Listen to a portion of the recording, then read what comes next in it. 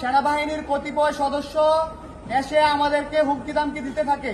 লোকজন, অ্যাম্বুলেন্স এগুলো আটকায় মানুষের জীবন বিপন্ন করে কথা কেন বলতে হবে? এই শিক্ষা কে দিয়েছে ডাক্তারদের? কেন একটা মেয়েকে কেন রাস্তার সামনে দাঁড় করাতে হবে?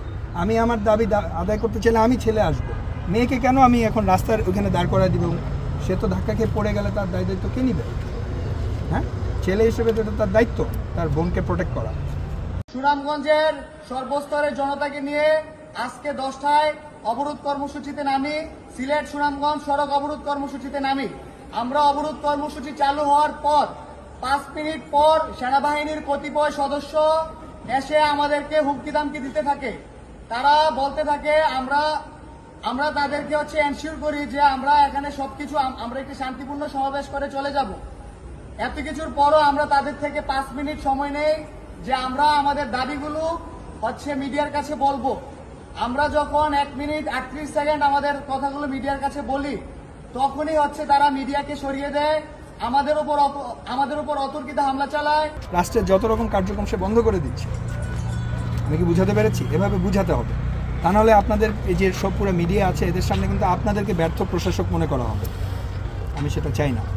সবাই আপনারা টিচার, আমাদের শ্রদ্ধার্ঘ। আপনারা কি পারবেন একটু ট্যাকেল দিতে? এভাবে বুঝাতে হবে, ঠিক আছে? এই যে এখানে মেয়েরা আছে, আমরা তো ফুল ইয়াতেও যেতে পারছি না। মেয়েদের we don't touch, we don't push the girls.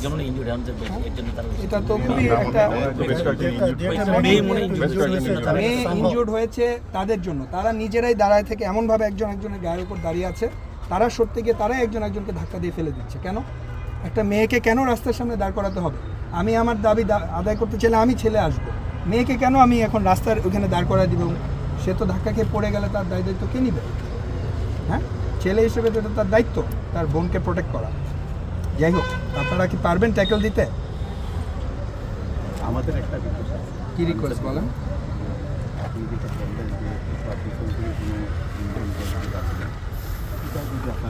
আপনি আগে আইডেন্টিফাই করে আমাকে বলেন যে 5টা ছেলে যারা আপনার কথা শুনছে না, আপনার কাছে কি লিস্ট আছে, চিহ্নিত ব্যক্তি আছে যারা শুনছে না? বলতে পারবো না। এটা এই জন্যই আমি আপনি বলতেছি, আপনারা যদি কোনো কিছু ইনফরমেশন পান সেটা আমাদের বিষয়। এটা তো এটার সাথে আপনাদের কাজ আপনারা করেন। আমরা আমাদের দিক থেকে চেষ্টা করতেছি, তাদেরকে আরও বোঝানোর চেষ্টা করতেছি। আমাদের সব টিচাররা বোঝানোর চেষ্টা করবে।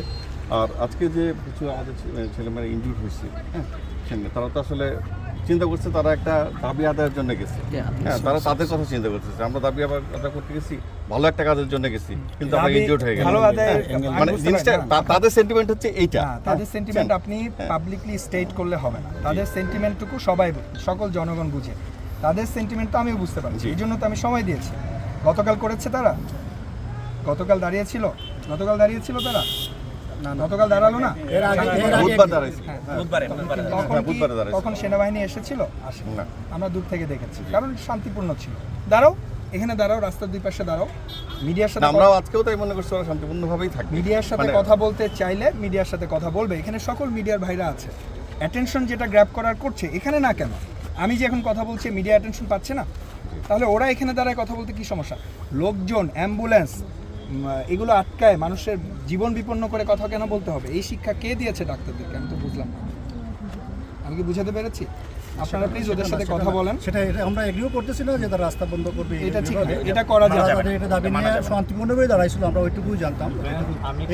আমি চাই এরপর থেকে যদি ওরা এরকম রাস্তার সামনে আসতে চায়, আপনাদের প্রোটোকল অনুযায়ী যাদের বনে তারা ওদের সামনে থাকবে না। আমি দেখতে চাই তারা তাদের প্রফেসরদেরকে ক্রস করে রাস্তার উপর যাচ্ছে।